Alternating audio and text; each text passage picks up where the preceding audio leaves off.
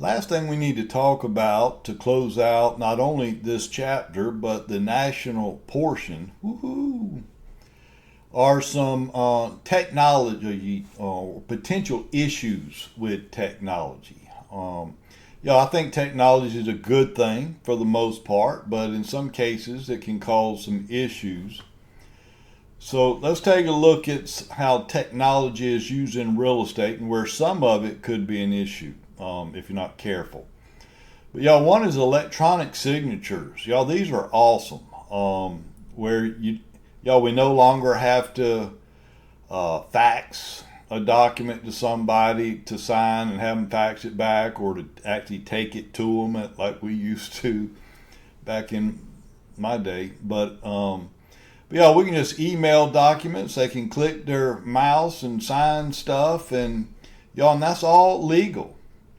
It says it was recognized under the Uniform Electronic Transactions Act, back in 1999. So, these electronic signatures are legal. They're valid, but there are some cases where they're not. What will not be honored. Okay, but at least in the United States it says it's legal, it's valid to have electronic signatures.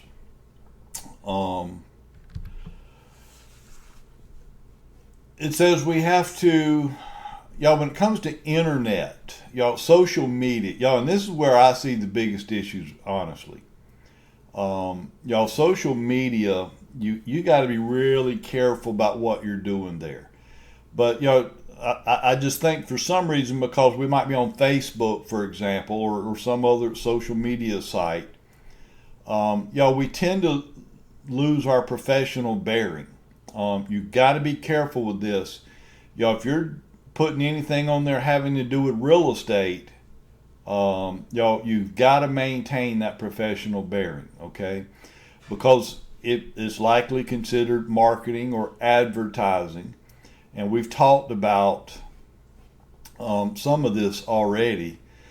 But it says we must ensure all our advertising, marketing, and stuff complies with state and specific regulations, right? Remember, you got to have a written listing agreement for the property you're marketing. Accuracy matters. You better avoid these misleading statements or exaggerations. I remember we called that puffing. But you better be careful about exaggerating things about the property or the services that you're providing and things of that nature. And when it comes to disclosures, obviously we have to include necessary license details, brokerage information, in all our advertising.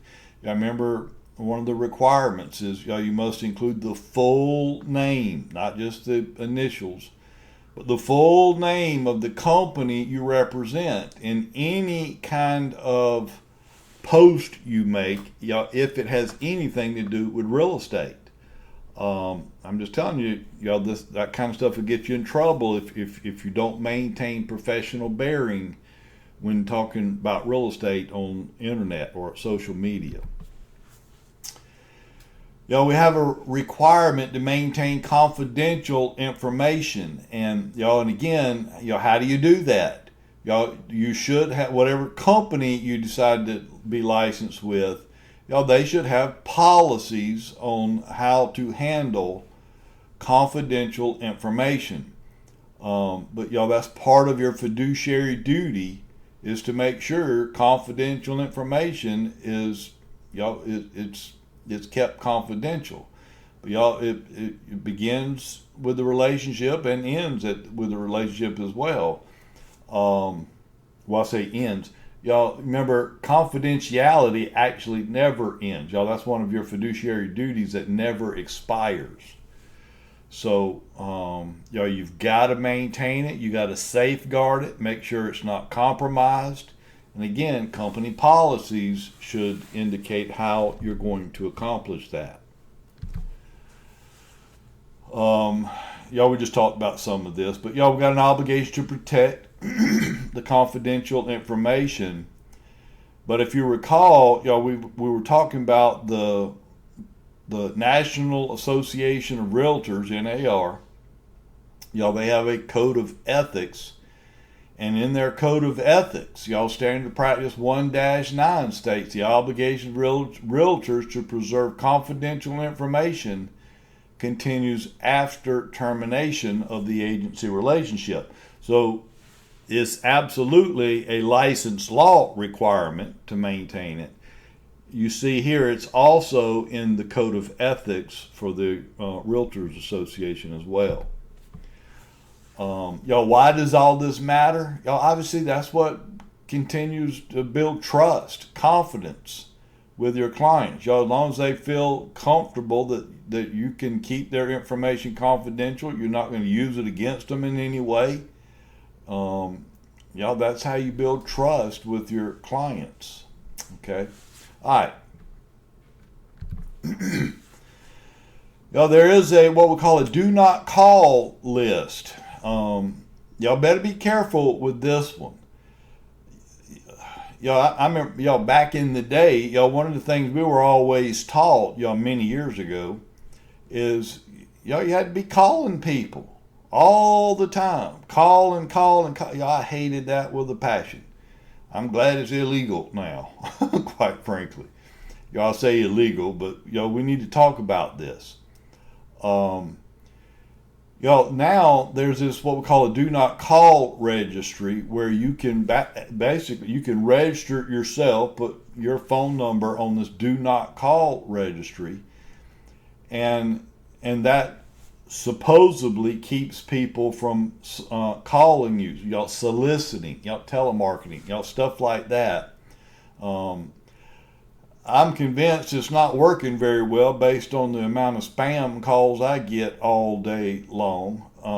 But the way it's supposed to work, you can register your phone number on this do not call registry, and they're not supposed to call you if you're on that registry.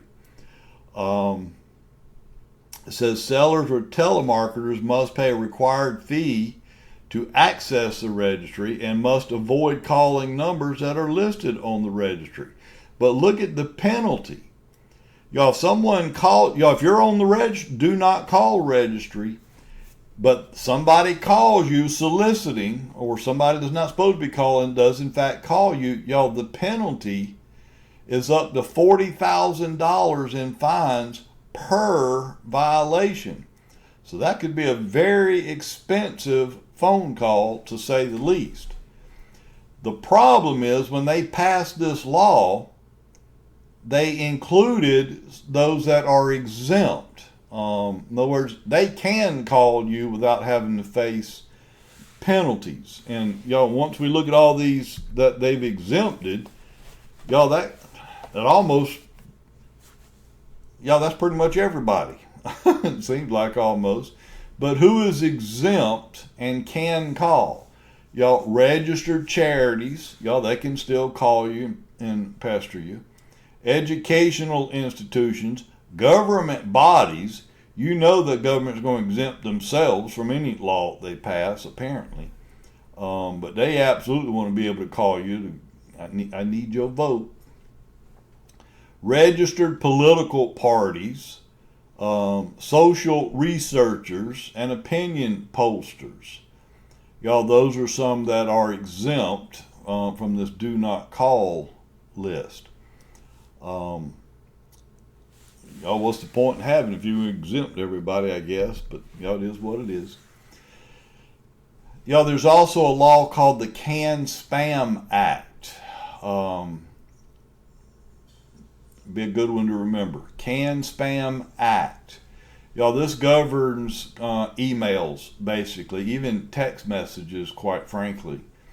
But it says it governs commercial email messages, including business to business, and emails promoting commercial products or services. But what we're talking about here is, just sending out these mass emails, which is actually just considered spam, right? It's kind of like leaving a voicemail. Somebody, a spam call, they leave a voicemail. It's really the same kind of stuff. But that's what we're dealing with here. But those that are in non-compliance with this law, y'all, the CAN-SPAM Act, y'all, the fine for this violation is $43,280 per email. Y'all, again, that could be a very expensive email. So, so what's the requirements here?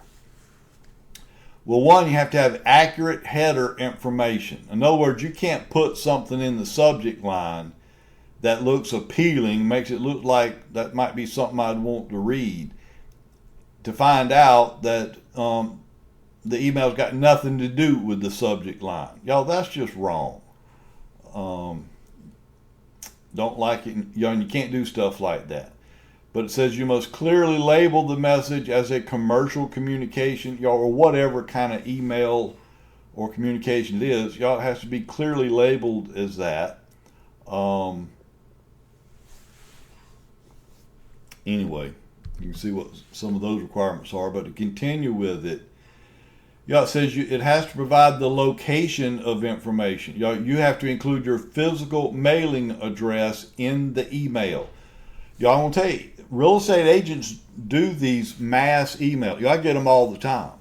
Y'all, an agent will list a house for sale, and they will send out this mass emails. Y'all, they've got this big list of all the agents in the area, I guess, and they just send it out to all the agents. Y'all, they're just trying to advertise, market. But within that email, when you send that out, y'all, you better make sure your physical mailing address is also included in the email. And number 5 is the biggie. Y'all, there must be an opt-out mechanism. Y'all, there's got to be something somewhere in that email. I should be able to click on it and opt out, meaning don't send me any more of these emails. Y'all, same thing with text messages and stuff like that. Y'all, there has to be a way to opt out.